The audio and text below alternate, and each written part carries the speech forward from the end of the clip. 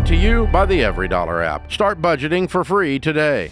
Okay, so basically, I went to court yesterday as I was summoned to court by Capital One on the behalf, well, the lawyers based on Capital One, so they directly sued me.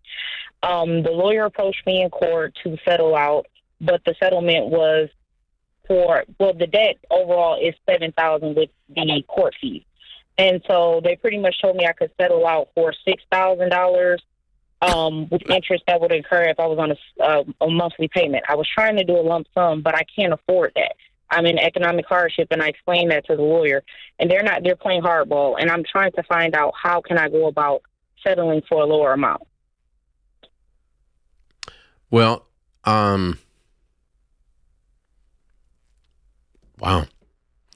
So in most states, Michigan, I think, is one of them. They can garnish your wages, but it'll take them a while if you don't do anything. Okay? So what happens is the lawsuit, they've offered you a settlement, and in the meantime, they're going to take a judgment. Okay? The court is going to rule that you owe the money and didn't pay the money, judgment. So when the judgment becomes final, at least 30 days will go by, if not more, before they can execute on the judgment. Executing on the judgment means that they would scarf money out of a bank account or garnish you a wage if your state allows those things. Okay? Texas, for instance, does not allow that, but I'm pretty sure Michigan does. I'm not an attorney in Michigan, so I'm not an attorney anywhere. So, but that's the type of thing you're facing. So there's nothing on fire. Nothing's going to happen bad to you in the next 10 minutes. It's going to be a month or 2 or 6 or a year. Okay? Does that make sense? Okay. See, one of the things I found is if I can get the panic off, then I can get my edge back in this negotiation. You went down to court, which is so unusual. I'm really shocked that this moron only offered you a $6,000 settlement on a $7,000 balance. I would have guessed they would have offered 50 cents on the dollar, hoping you would offer a quarter on the dollar.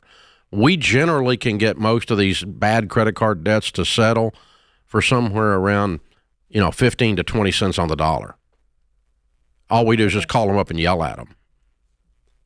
Okay? And your financial hardship really doesn't matter to any of them. They don't give a crap about you. The lawyer, Capital One, the judge, none of them do. Okay? So they don't. Your story holds no water whatsoever. Cry me a river as far as they're concerned. Okay? Now, I understand what it does. It pinches your emotions, and it keeps you terrorized, and it makes you, have things in your throat that, gulp, gulp, gulp. I've been there. I remember these, little sweat in the palm of your hands. You had some pretty big courage to walk into that courtroom, Amber. Way to go. Thank you. I'm very nervous, actually. I bet. But it's kind of funny, though, isn't it? I mean, it's like the first time I ever got a speeding ticket, and it's first of many, but I went to traffic court. And traffic court is like nothing. I mean, I was more scared of my 6th grade teacher than I was traffic court. Traffic court's a joke. You go in there and they go, oh, you showed up? Okay, we'll waive the ticket, right? Your first one. Most places they do that, right? You bother to show up. And did you kind of have that experience? It's like you were all scared and you thought you were going down there, there's going to be like a trial and they were going to, have a jury and Matlock was going to come out or Perry Mason or somebody. And it's just like nothing. You're just like you're down there in the middle of a grinder and they're just making hamburger meat. Taking a number at the deli. All right, next. Did you notice that? Yes. There's really no drama, is there? No. Yeah, so not what I imagine. Yeah, so not like your brain had told you for the 3 days before you went down there. So the same thing is true now of settling this. Okay, they put this out there as if it's their only thing they're going to do. Their chances of actually collecting anything from you statistically is 0. 98% of the people in your situation end up filing bankruptcy or just disappearing, and they can't find them. They collect almost none of these judgments. And they know that. So they were so shocked that an actual human being showed up. They didn't know what to do. It never happens. So all that to say is this: you owe $7,000. You could probably settle that for $2,000, and I want you to scrape together $2,000 really, really fast. What do you make? I have $2,000. So actually, I'm an independent contractor. I do cosmetology. You do have $2,000?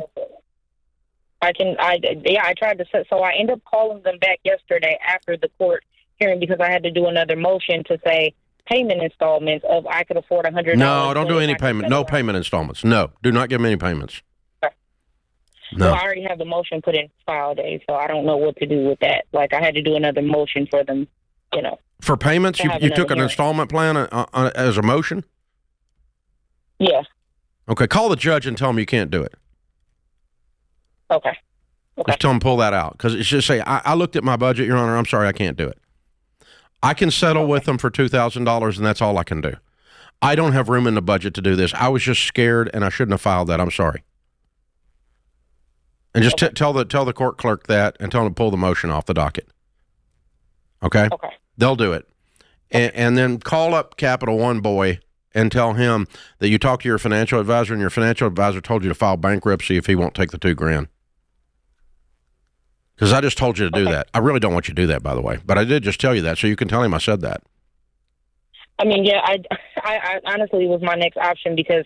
No, you're not bankrupt. You don't need to file bankruptcy. You need to bluff. Oh, okay. Just walk away. Just go, all I got's $2,000. If you want some money, Bubba, here's some money. If you don't want some money...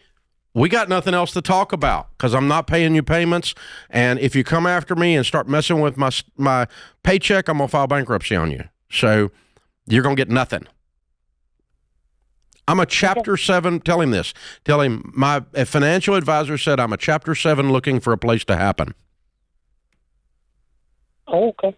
Yeah. He'll know what it means. Yeah, because you are. And he knows the same statistics I know, that as soon as he pushes you to the wall and garnishes your wages, you're going to file and he's going to get nothing.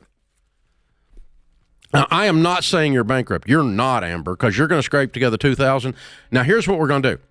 He's not going to take it today, but if you keep pestering them, they might take it. In the meantime, pile it up to $3,000 and up your offer.